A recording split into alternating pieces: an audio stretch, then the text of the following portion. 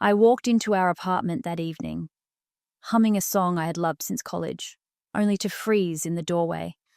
There they were, Lucas, my boyfriend of 3 years, tangled on the couch with someone I knew all too well, Marissa, my best friend. My chest tightened, and I stumbled over my words. What are you doing? My voice shook. Lucas didn't flinch. He looked at me like I had no right to be hurt. Marissa's smirk burned into my skin. All the late-night texts, the promises, the small I love yous meant nothing. I felt sick, betrayed, abandoned in a world I thought I understood. Every memory turned sharp. Tears blurred my vision, but anger ignited first. I couldn't let this slide. I wouldn't. I whispered, "You'll regret this," before slamming the door and running into the night, my heart shattering with every step. I vowed revenge, not out of spite, but because I deserved to reclaim what he had tried to destroy. My trust, my dignity, and one day, his legacy. The next morning, I didn't call him. I didn't check messages. I couldn't. Instead, I sat on the rooftop of my apartment building. The city sprawled beneath me and let the cold wind freeze the tears still fresh on my cheeks. The betrayal replayed in my mind like a cruel film. Lucas and Marissa laughing, touching, pretending like my love was disposable. I clenched my fists. I needed a plan, a way to turn this destruction into power. That's when I remembered the small details he had casually boasted about at dinner. The clients, the promotions, the upcoming merger he'd worked on tirelessly. I knew his world inside out because I had been his shadow, his confidant, and now I would be his storm. A fire burned in my chest. I whispered aloud, almost to myself, "If he thinks he's winning, he hasn't seen anything yet. I will rise, and when I do, he will kneel before what I take from him." Work became my battlefield. Lucas had been my partner in the project for months, and now every email, every meeting, every client call carried a tension I could barely disguise. I smiled at colleagues, friendly, professional, but my mind raced with strategy. Marissa still glared at me in the hallways, the betrayal obvious in her posture. Yet she had no idea how deep my plan already ran. I started documenting everything: contracts, emails, minor oversights, weaknesses he never noticed. Every conversation he had in my presence became fuel. I could play this long game, and I would. That night, alone in my apartment, I reviewed the company hierarchy, the key players, and my connections. I whispered to myself, "He built it all, thinking I was just behind the scenes. Let's see how he handles a storm he never saw coming." A subtle thrill coursed through me. I was alive, awake, and ready. The reckoning wouldn't be immediate, but it would be precise. Lucas called that evening, his voice soft, almost casual, as if nothing had happened. "Angel, can we talk?" I let the call ring once, twice, then hung up. My chest ached, but the anger overrode the hurt. He didn't get to manipulate me anymore. Later, I ran into him at the office kitchen, his posture arrogant, expecting me to flinch. I smiled politely, asking about his weekend. He frowned, confused. I had become a shadow he couldn't read. That was power. I had always been the quiet one, the listener, the supporter. Until now. Every detail mattered. His hesitation before contracts, the subtle favoritism toward Marissa, the weakness in client negotiations. I was learning him as he had never realized I had been learning. By the time I left the office, I had drafted the skeleton of a plan. It wasn't enough to hurt him. I needed to outshine him in a way that could not be undone. Revenge had to be an art, and I was about to become its master. Marissa's smugness at the office only fueled me. During meetings, I subtly corrected errors she overlooked, making Lucas look unreliable in small, unnoticed ways. I didn't brag, I didn't confront, I observed and I acted quietly, with surgical precision. By the end of the week, he started showing signs of strain, muttering under his breath about projects, deadlines, and mishaps that seemed trivial to everyone else, but were cracking his facade. I caught his eye once, and for the briefest moment, I saw recognition. He suspected something, but he didn't know what. That night, I journaled my moves, noting every reaction, every weakness, every opening. It was intoxicating. I whispered into the darkness, "You betrayed me, with someone I trusted. But I will take everything you built.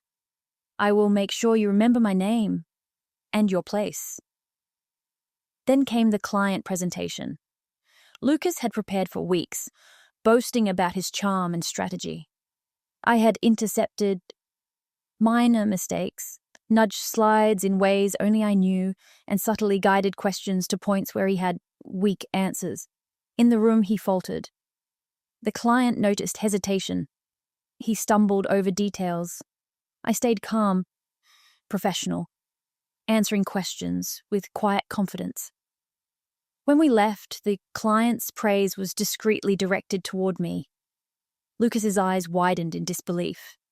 I smiled politely, a small, quiet triumph that no one else noticed.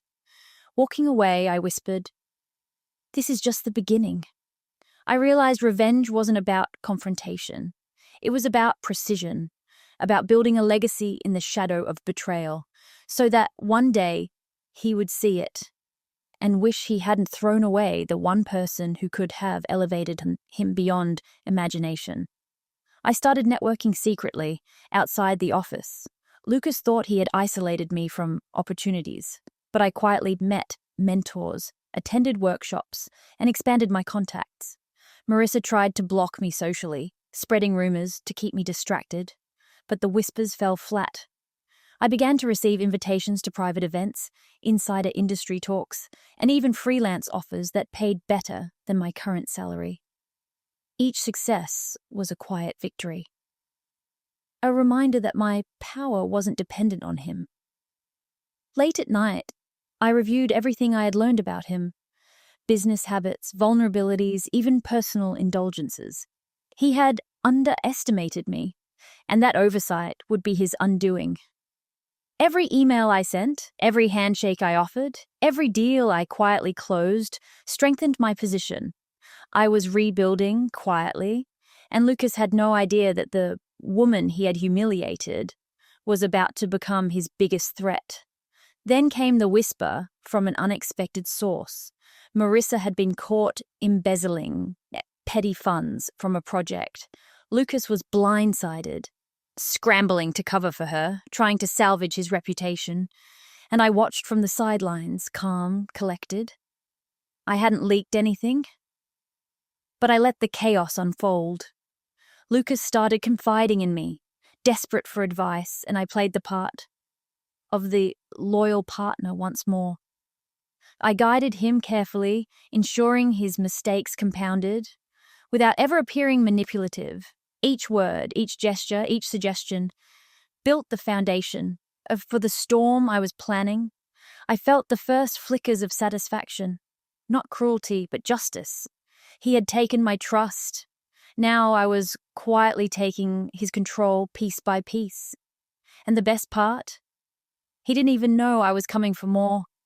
One late evening, Lucas begged me to help him patch relations with a major client. I agreed, but only on my terms. I requested small concessions in project decisions, subtle inclusions that shifted authority my way. He didn't notice, too distracted by the looming pressure of Marissa's betrayal and the mounting failures. When the meeting happened, the client was impressed. Not just with the plan, but with my leadership. Lucas smiled awkwardly, caught between relief and surprise, while I quietly noted every victory, every impression I made. That night, alone in my apartment, I traced the sequence of events, each move, each advantage, each small victory. Everything was part of the ladder leading to my ultimate goal. I whispered into the silence, "He took my heart. I will take everything else. And when I do, he will know exactly who I am." I started mentoring new employees, showcasing leadership Lucas could no longer dominate. He tried to assert control, but every attempt backfired subtly, unnoticed by most, but painfully visible to me. I positioned myself as indispensable, professional, untouchable. The office began to shift toward me. Even Marissa couldn't keep up with the quiet rise.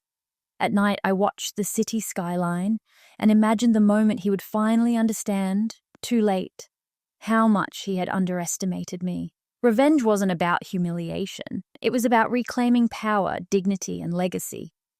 I had begun to taste that power, and I realized that love, even when broken, could be the most dangerous motivator. Every whisper, every glance, every subtle move I made now served the final goal, to turn betrayal into triumph. The next twist came unexpectedly. Lucas started dating someone new, someone ambitious, sharp, seemingly perfect. He flaunted it, thinking it would hurt me. Instead, I smiled inside. Another opening. I began gathering information, noting weaknesses, gaps in their chemistry, and subtle missteps he didn't see. My plan wasn't about sabotaging love. It was about turning opportunity into strategy. Every misstep he made became leverage, every overconfidence a step toward his eventual unraveling.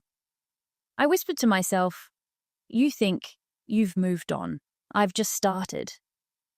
Each day, my network grew. My influence spread, and Lucas remained oblivious. He had underestimated the quiet strength of someone he had taken for granted, and that mistake would cost him everything he valued. Then came the financial slip, a minor error Lucas made in a client report, which could have cost the company thousands. I spotted it immediately and corrected it under my name. Praise followed from upper management.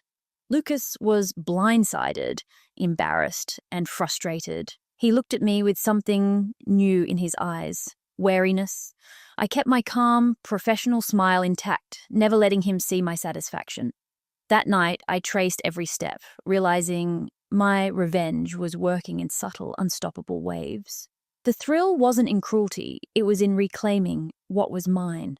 I whispered into the darkness, "He took my trust, but I will take everything else, and he won't see it coming."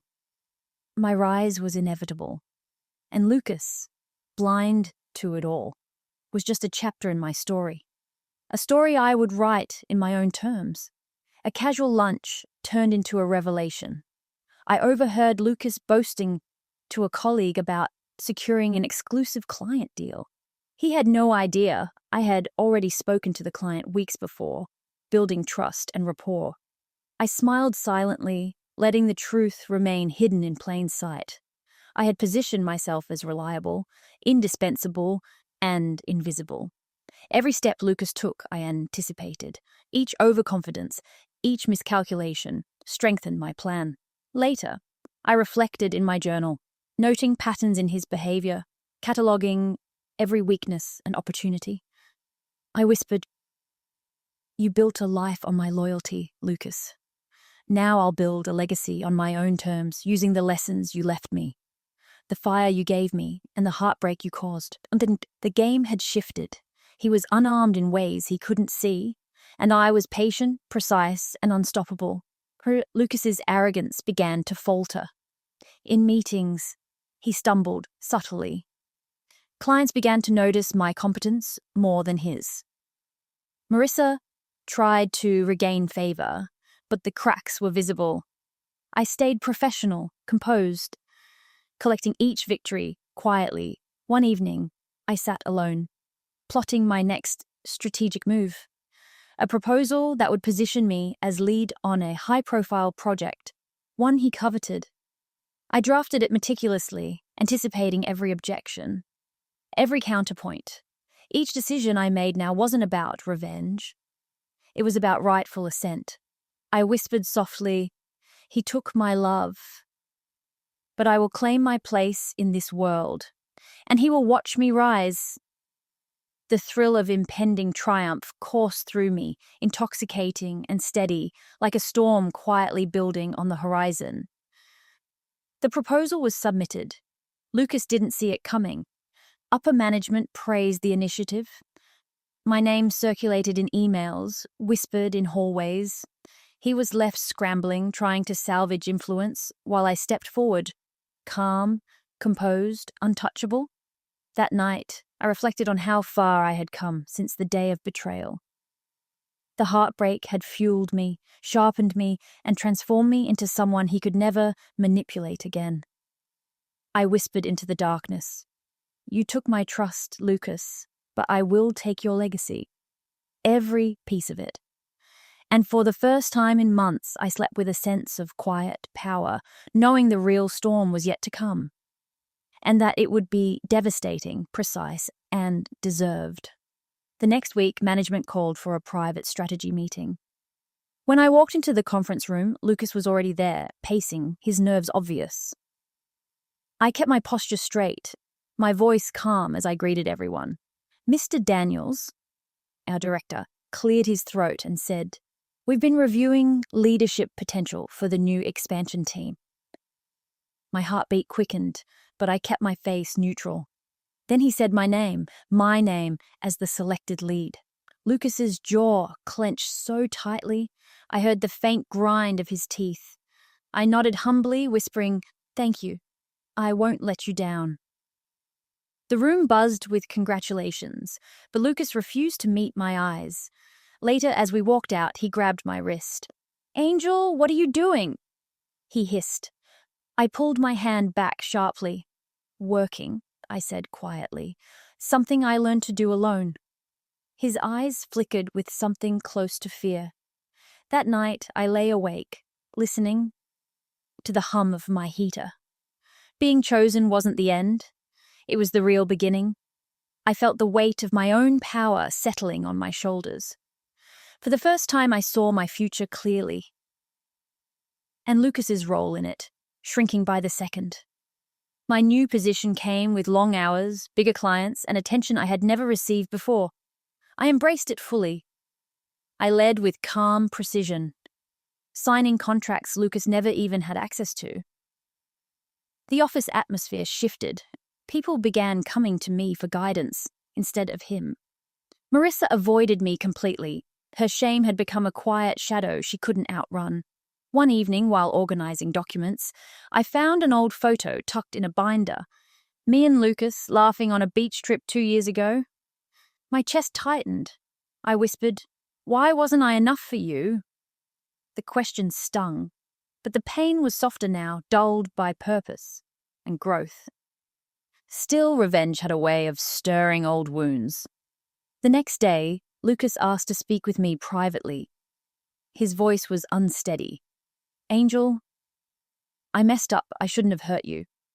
I stared at him, surprised by the sudden guilt. But then he added, "I need your help on a project. You're the only one who can fix it." There it was, the real reason. Not love, not remorse, need. I smiled gently. "I'll think about it," I said, my tone even. His shoulders sagged. He didn't know it yet, but I held his career in the palm of my hand. I reviewed Lucas's project that night. It was messy. Rushed numbers, flawed timelines, and a pitch structure that could sink an entire quarter. Once I would have stayed up all night fixing it for him. But now I folded the papers slowly, thinking, helping him could save his standing. But letting him fall might complete the circle of justice he deserved. Still, revenge, without heart, wasn't what I wanted. I wasn't here to destroy him. I was here to reclaim myself. So I made a decision. I showed up early the next morning, placed the corrected project folder on his desk, and simply said, "You can present it now." His eyes widened. "Angel, thank you." "Don't thank me," I whispered.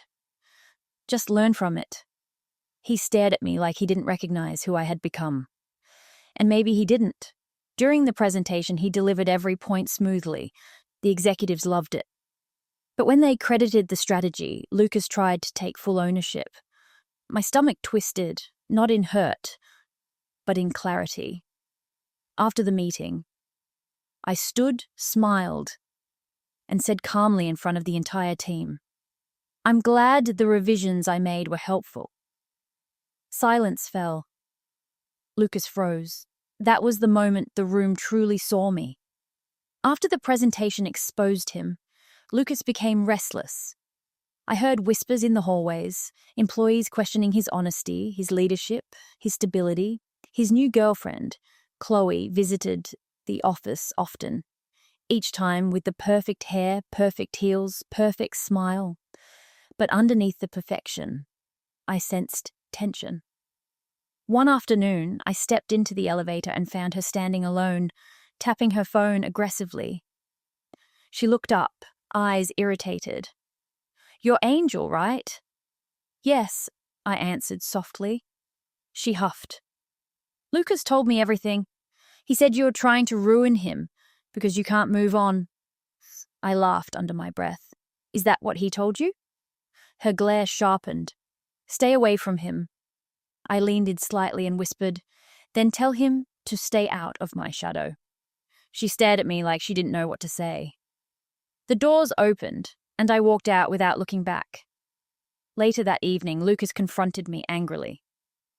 "What did you say to Chloe?" "I told her the truth," I replied calmly. He rubbed his face, exhausted. "Angel, please stop, whatever this is." I held his gaze. "I'm not doing anything, Lucas. I'm just succeeding." His silence felt like victory. The expansion project shifted into high gear. I worked closely with partners from New York, and one of them, Evan, seemed strangely drawn to me. He was calm, confident, and genuinely kind. After a long meeting, he walked beside me to the parking lot.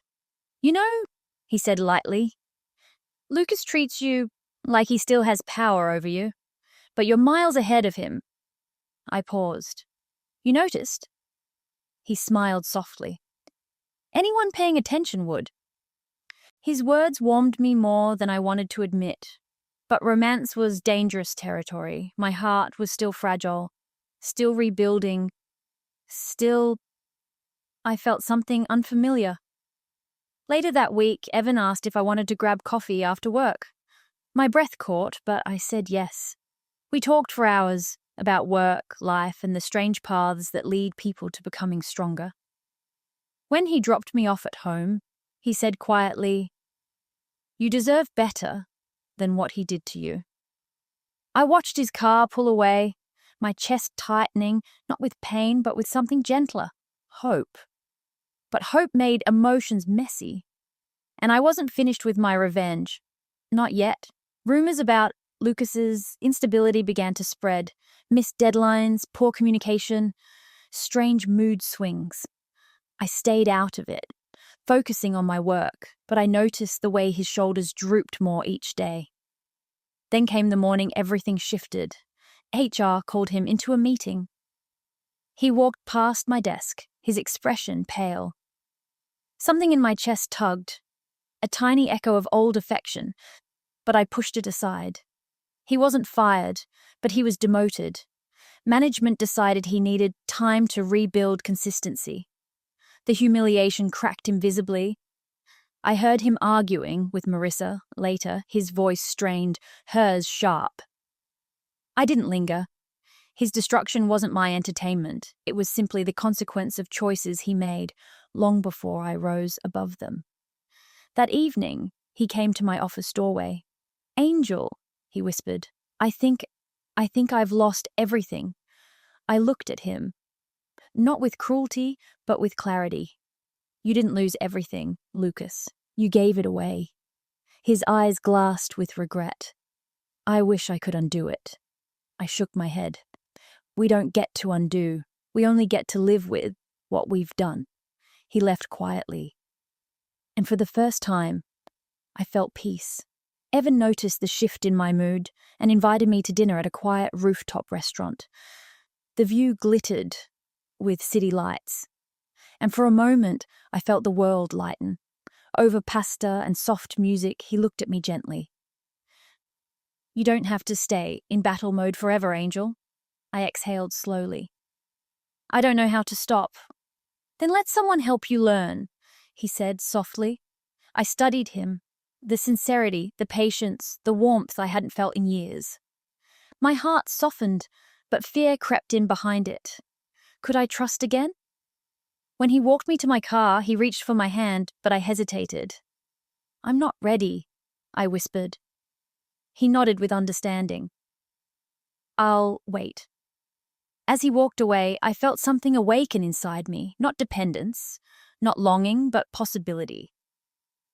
But just when I thought life was calming, an email arrived the next morning, a leaked file, a major client contract. And Lucas's name was listed as the person who inappropriately shared confidential data. I froze. Lucas didn't send this, but someone wanted him destroyed completely. A new threat had entered my story. Chaos erupted in the office. The leaked file was serious enough to ruin careers. Lucas was called into another HR meeting, this time with legal present. When he emerged, he looked broken. "Angel," he whispered. "I didn't do this."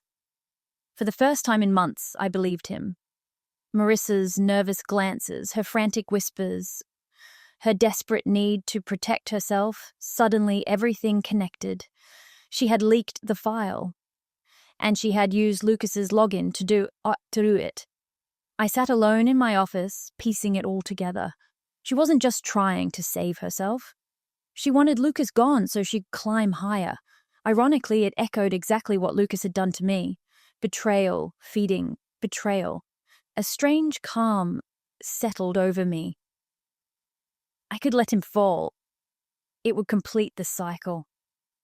But I wasn't the woman I was months ago. Revenge had never meant becoming cruel. So I printed the evidence I found, took a slow breath, and walked into HR. My voice was steady. "You need to check the server logs again. The leak didn't come from Lucas." The director frowned. "How do you know?" "Because I pay attention," I whispered. This time, my revenge wasn't for me. It was justice. By the next day, everything unraveled. Officially this time, HR discovered Marissa's login trail, the unauthorized access, the timed file transfer. She tried to deny it, but there was no escaping the truth. She was escorted out, her eyes wide with fear and betrayal of her own making. Lucas stood in the hallway, stunned. When I walked past him, he whispered, "Angel, you saved me." I paused. "No," I said softly. "I just refused to let someone else steal the lesson you needed to learn." He blinked, confused. "You taught me what betrayal feels like," I continued. "Now you know what redemption feels like. Use it well." His eyes filled with quiet shame. "I don't deserve your forgiveness." I nodded. "Maybe not. But forgiveness isn't for you. It was for me. For the woman who finally let go." That night, Evan called. "I heard what you did," he said. "You showed strength without losing your heart." I swallowed, my voice soft. "I'm trying." "You're succeeding," he said gently. For the first time in what felt like forever, I allowed myself to breathe. A month later, the expansion project launched successfully under my leadership. I stood at the front of the conference hall as applause filled the room. My name, was spoken with respect, admiration, and pride. After the event, Lucas approached me quietly. He looked healthier, calmer, humbled. "Angel, I want you to know I'm rebuilding, and I'm doing it the right way this time." I nodded. "Good." Then he added, "You took my legacy." I inhaled. "No, Lucas, I took the future you never thought I deserved." He smiled sadly. "I hope someone treats you better than I did." "I already met someone who might," I whispered. Later that night, Evan and I walked along the quiet street outside my building. He slipped his hand into mine gently, giving me time to pull away. I didn't. He smiled. "Ready?" I nodded. "Yes."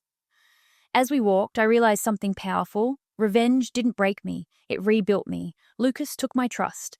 But I took my power, my peace, and the legacy I created with my own two hands. And this time, I was finally free.